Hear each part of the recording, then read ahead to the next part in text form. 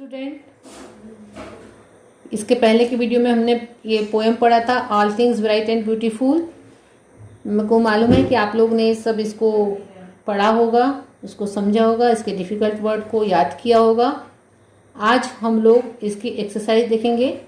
तो जो सबसे पहली एक्सरसाइज है इस पोएम से ही रिलेटेड है। आप लोगों को इसको अपनी कॉपी में लिखना नहीं है, मैं इसको बुक में ही आपको समझा दे रही हूँ, सॉल्व करा दे रही हूँ। बुक में ही इसको लिख लीजिएगा। क्लियर? इसको कॉपी में ऐड नहीं करना है, लिखना नहीं है। पढ़ रही हूँ मैं इसको। Read and enjoy the poem. This poem can even be sung if your music teacher knows how to sing it. Ask her to teach it to you. आपको बोला है कि आपको इस पोएम को रीड करना है, इसको अच्छे से गाना है। अब उसके बाद fill in the blanks with the right words from the poem. अब ये जो पोएम है उसके आधार पर यहाँ पर फिल इन द ब्लैंक्स दिए हैं, उसके आपको फिल करना है, इसको फिलअप करना है। क्लियर? पहला है God has made all kinds of bright and beautiful. God ने क्या बनाया है बेटा? हर प्रकार के सुंदर ने चमकीले और ब्यूटीफुल क्या बनाई है बेटा? क्या आएगा यहाँ पर? क्या बनाया गॉड ने? अपने पहले ही लाइन में पढ़ा है all things bright and beautiful. तो क्या आएगा? ब्यूटीफुल के बाद यहाँ पर क्या आएगा? थिंग्स। कौन सा शब्द आएगा? थिंग्स। क्या स्पेलिंग है थिंग्स की? THINGS। ठीक है। फिर उसके बाद है some of them are big and other are. उसमें से कुछ बड़ी है और दूसरी क्या होगी? बिग का अपोजिट क्या है बेटा? स्मॉल। स्मॉल की स्पेलिंग क्या होगी? SMALL। फिर उसके बाद है he has also made people who are wise. आपके इसमें गया है वाइस एंड वंडरफुल। वाइस की spelling WISE, wise and wonderful. Next God has made everything. He has made every flowers. Flowers की spelling FLOWERS that opens its petal. Each flowers has, फिर क्या है? Glowing colours. आपके इसमें book में ही दिया था glowing colours.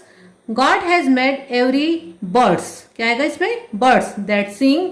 He has given these birds small, क्या दिया है बर्ड्स को? बर्ड्स के पास क्या होते हैं? Small wings. विंग्स की स्पेलिंग WINGS। नेक्स्ट इसमें है God has made everyone the tops of this mountains look. क्या आएगा? पर्पल। कौन सा कलर के दिखते हैं? Purple. as we see them from a distance। he has made the, उसने और क्या बनाया माउंटेन के अलावा? रिवर। रिवर की spelling RIVER that flows beside the mountain। God has made the sun that brightens। brightens का मतलब होता है चमकना, BRIGHTENS। ये सब आपके यहाँ पर बुक में कठिन वर्ड्स के रूप में भी है। brightens कौन सा शब्द है वो? brightens, BRIGHTENS। up the sky in the morning and sets in the evening। Next paragraph है इसका। God has made the cold wind। Cold की spelling COLD, cold. Wind in the winter and the pleasant sun that shine in the summer. Summer की spelling SUMMER। God has also made all the ripe. Ripe का मतलब मैंने बताया था पका हुआ, RIP, ripe fruits in the garden. Garden की spelling GARDEN। The best things that God has given us are our eyes and lips.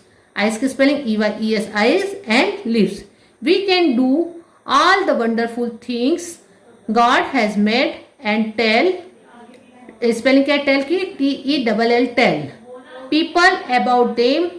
God is a great as He has made all, ALL, all the things we see around us so क्या आएगा? beautiful। beautiful की spelling BEAUTIFUL। मतलब ये जो poem आप लोगों ने पढ़ा था all things bright and beautiful, उसी को समझाया है, उसकी समरी आपको यहाँ पर समझाया, जिसको फिल इन द ब्लैंक्स के रूप में उसको फिलअप करना है। क्लियर? इसको कॉपी में करने की जरूरत नहीं है, इसको बुक में ही लिख लीजिएगा। अब ये सेकंड चीज यहाँ पर दिया है spelling and vocabulary. Spelling and vocabulary, यहाँ पर आप लोगों को कुछ स्पेलिंग दी गई है जो आपको पढ़ना है। वर्ड्स एंडिंग इन TLE, ऐसे वर्ड्स जिनके एंड में, जिनके आखिरी में TLE लगा होता है ना? कौन सा शब्द लगा होता है? कौन सा लेटर लगा होता है? TLE। जैसे पहला लेटर दिया है, पहला वर्ड दिया है बैटल, BATTLE। क्या पढ़ेंगे इसको? बैटल। फिर शब्द दिया है बीटल, BEETLE, क्या शब्द दिया है? बीटल। उसके बाद दिया है BOTTLE, बॉटल। उसके बाद दिया है CASTLE।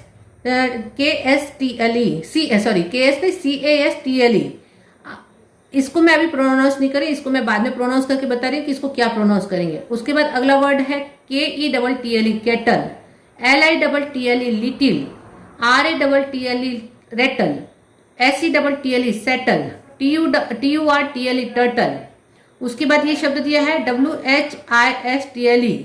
उसके बाद दिया है WRESTLE। यहाँ पर जो 3 शब्द दिया है, जितने भी TLE वाले शब्द है उसमें टल शब्द आखिरी में, उसका प्रोनाउंस टल शब्द से हुआ है। लेकिन यहाँ 3 वर्ड्स ऐसे दिए हैं जिसको उसने हाईलाइट किया है। पहला CASTLE, WHISTLE और WRESTLE। तो यहाँ पर इस CASTLE में जो टी का जो प्रोनाउंस है, टल वाला जो प्रोनाउंस है, इसमें टी हो जाता है साइलेंस, यानी इसमें टी का प्रोनाउंस नहीं होता है। इसको पढ़ते बेटा कैसल। इसको क्या पढ़ते हैं? कैसल। कैस्टल नहीं पढ़ते, इसको पढ़ते हैं कैसल। कैसल का मीन्स होता है कीला। कैसल मीन्स क्या होता है? कीला। ये दूसरा शब्द है WHISTLE। इसको हम विस्टल नहीं पढ़ते, इसको हम पढ़ते हैं विसल। क्या पढ़ते हैं हम इसको? विसल। विसल का मतलब होता है सिटी, विसिल मारना बोलते हैं ना, तो विसिल का मतलब होता है सिटी मारना। उसके बाद है WRESTLE। इसको रेस्टल नहीं पढ़ते, इसको बोलते हैं रेसल। क्या पढ़ते हैं इसको? रेसल। रेसल का मतलब होता है रेसलिंग बना है इससे। रेसलिंग का मतलब होता है कुश्ती। क्या होता है इसका मतलब? कुश्ती। आई इतनी बात सबको समझ में? मतलब यहाँ पर टी को साइलेंट, ये तीनों वर्ड्स में टी क्या है? यहाँ पर साइलेंट है। क्लियर? इसीलिए इसको हाईलाइट किया गया है। स्पेलिंग में TLE है इसके एंड में, लेकिन इसमें टी का प्रोनाउंसिएशन नहीं है, टी साइलेंट है। क्लियर? अब उसके बाद fill in the blanks with these nouns given in the word box. यहाँ पर एक वर्ड बॉक्स दिया है जिसमें नाउन दिया है। The words in bold describe noun, they are called adjective.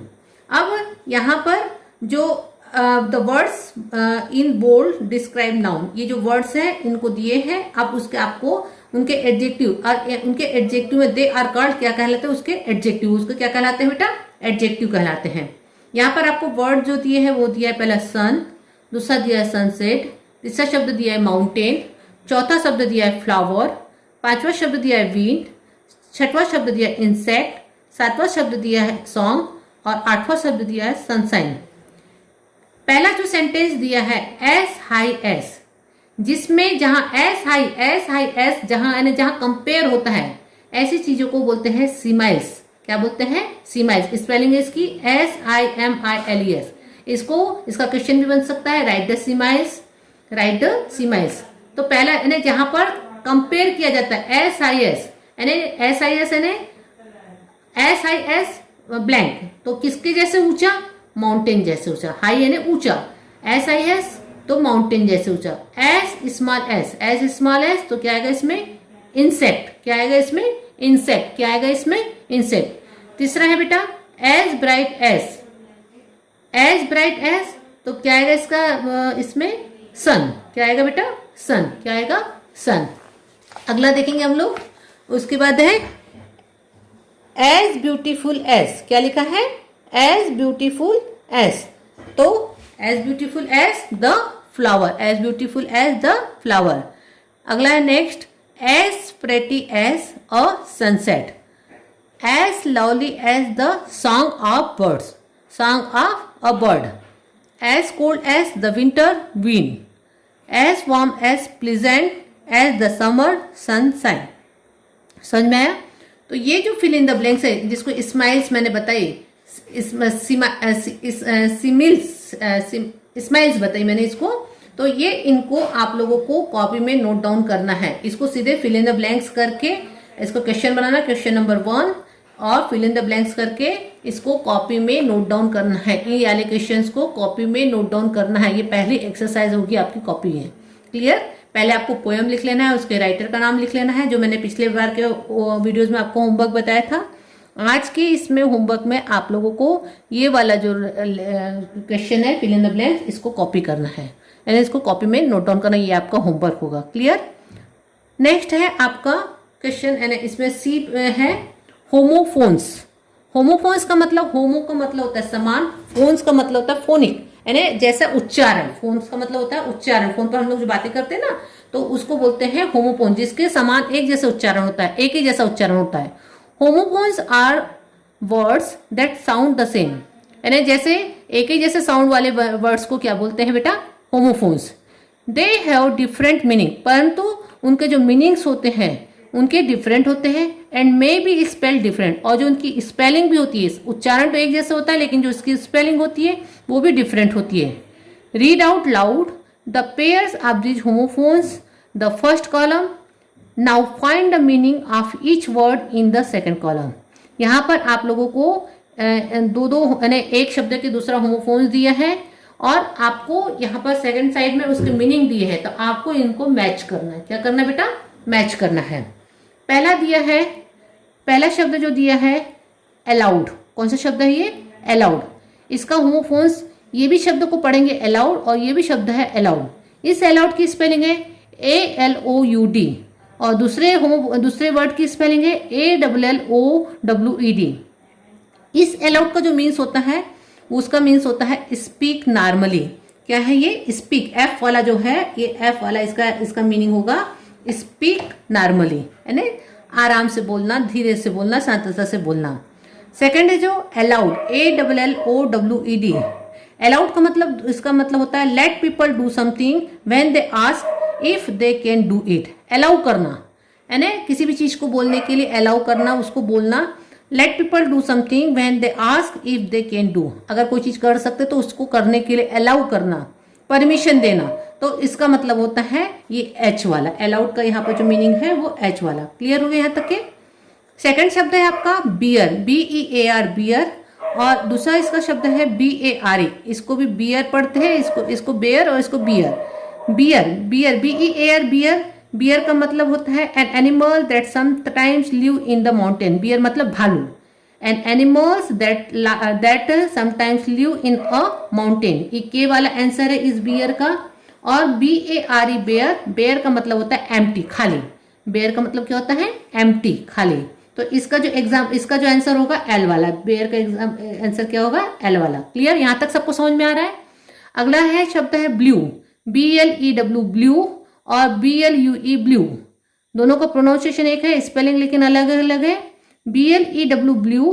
Blue की जो, ब्लू का मतलब होता है पास्ट फॉर्म ऑफ ब्लो, यानी सेकंड फॉर्म, ब्लो का सेकंड फॉर्म आता है ब्लू। ब्लो का सेकंड फॉर्म क्या होता है, ब्लू, है ना। और BLUE, ब्लू, ब्लू का मतलब होता है colour of the cloudless sky, यानी जो स्काई का कलर ब्लू कलर होता है तो वो होता है ब्लू कलर। तो इसका जो ब्लू है, ब्लू का जो आंसर होगा बेटा आप लोगों का बी वाला होगा, और ब्लू का जो आंसर होगा वो होगा आपका ए वाला। यहां तक सबको क्लियर हो गया। अगला नेक्स्ट 7 नंबर पर है डियर, DEAR, डियर, और DEER, डियर। दोनों को डियर ही पढ़ते हैं। जो डियर है, DEAR, डियर, उसका जो है this is what you call someone you love. Dear का मतलब जैसे अपन लिखते ना डियर फ्रेंड, तो मतलब प्यारा दोस्त, तो वो ये this is what you call someone you love, प्यार से जिसको बोलते हो वो बोलते हैं डियर। इसका आंसर होगा आई। और DEER, डियर, इसका जो आंसर होगा आप लोगों को N animal that has antlers, यानी डियर मतलब हिरण। ये जो आपका क्या है, ये जो इसका आंसर है ये एक प्रकार का एनिमल है, इसका आंसर होगा सी। ठीक है, ये डियर मतलब। उसके बाद है अगला शब्द FIR, फिर, और ये FUR, फर। ये है फिर और ये है फर। फिर 9 वाला FIR, फिर का आंसर है आप लोगों का, 9 का आंसर है आप लोगों का FIR, फिर का the name of a tree that grows in cold place. ऐसे ट्री जो ठंडे स्थानों पर पैदा होता है उसको बोलते हैं फिर, डी वाला आंसर है।